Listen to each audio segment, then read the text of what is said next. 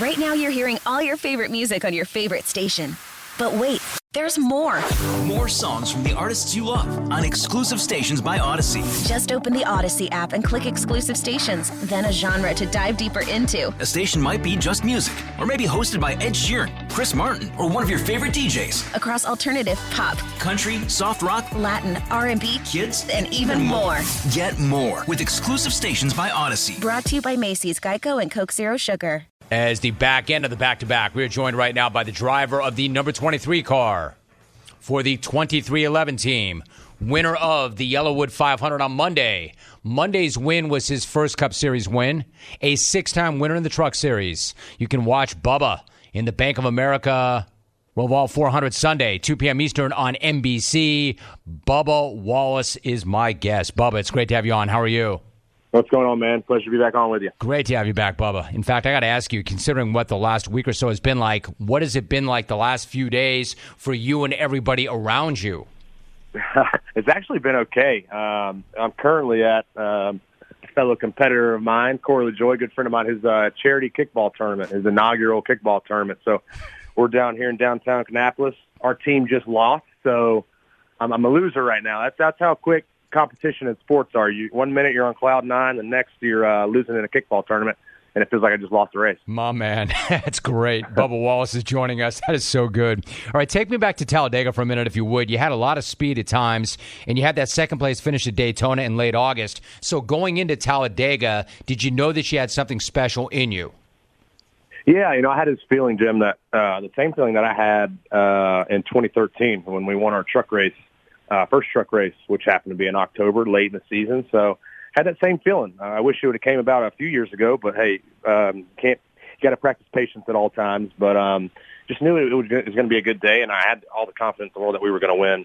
And so it ended up happening. So I actually have a couple texts that I called it before the race, and it was pretty special. So proud of everybody at 2311.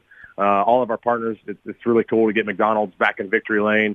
They've done a lot for me in my career in the Cup Series, and so it's been since 1994 for them, and it's special. All of our partners, Toyota, Root, DoorDash, Columbia, Dr. Pepper, I mean, everybody won on Monday.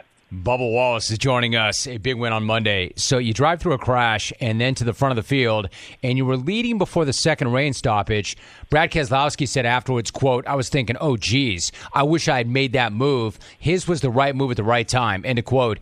Did you make that move knowing that could be a move that won it for you? Did you know the significance of that move at that time? No, I honestly, what I was being told, and I actually go back and listen to the race broadcast a little bit and hear my spotter telling me like light raindrops, but I thought that was already after the caution came out because before we were just racing to the end of the stage, and all I knew was we had two Penske cars who are really good on speedways behind me, and that they were going to do whatever it took to get me out of the way, and so I was just trying to control my own destiny, and it ended up working out. So. Freddie Kraft, my spotter, did an awesome job on the roof telling me where the runs were coming, and it worked out for us. We're talking to Bubba Wallace. Bubba, you mentioned that as great a day as it was, part of you wished it had come sooner, but you got to practice patience. Fact of the matter is, you've been battling in the Cup Series and grinding to get that first win. Now that you have it, does it feel the way you thought it would? It does. I always said, growing up, I didn't dream of being where I'm at today. But the last couple of years, I've been having dreams of winning a Cup race, and it wasn't a specific track, but it was just going through the motions, victory lane, doing burnouts and stuff. So I wasn't able to do burnouts or the main victory lane, but it was still just as powerful, just as special as any win that I've had in my career. So just thankful for the opportunity. That's interesting. Man, it doesn't matter who you are. It is hard to win, man. It is really, really hard to win. Like, you have numerous Truck Series wins, but you've been battling for that first Cup Series win. I remember talking to Dale Jr. during his run where he was going without a win and what it was like to be a competitor and how it can really grind on you. How did you manage to not let it wear you down, and how did you manage and handle that part of the process?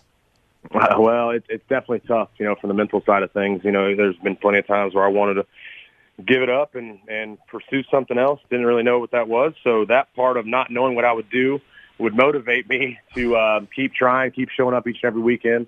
And when you have the right people around you at home and at the racetrack, they support you to through the ups and downs and push you. When you are down, push you to be better and to be a leader and just show up and put your game face on, because you never know when moments like this can happen, and you always have to be ready for it because you never know when it's your last.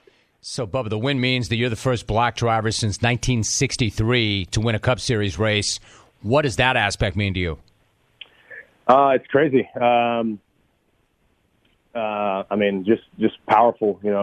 There's obviously been a lot that has gone on in the last year and some change in our sport for the better. More diversity, more inclusion, more compassion and understanding for one another. And we still got a long way to go.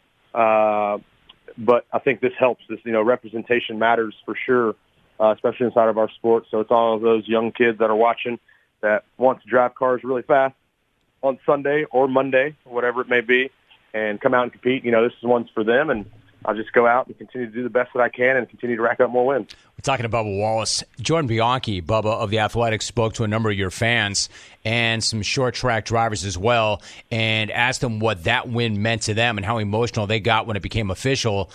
What does it feel like to know that you're having that kind of an impact on so many people? Yeah, that's special. We're all racers and we're all competitors, and we're all really hard on each other, and we don't like to show our human side. We always have our guard up and we walk around like tough guys, but it's cool to know to have that support from the grassroots level. So I wish them all the best.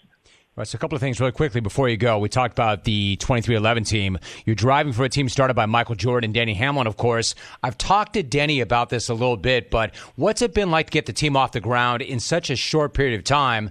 He's talked to me about that. What's that been like for you? It's been a lot of work, that's for sure.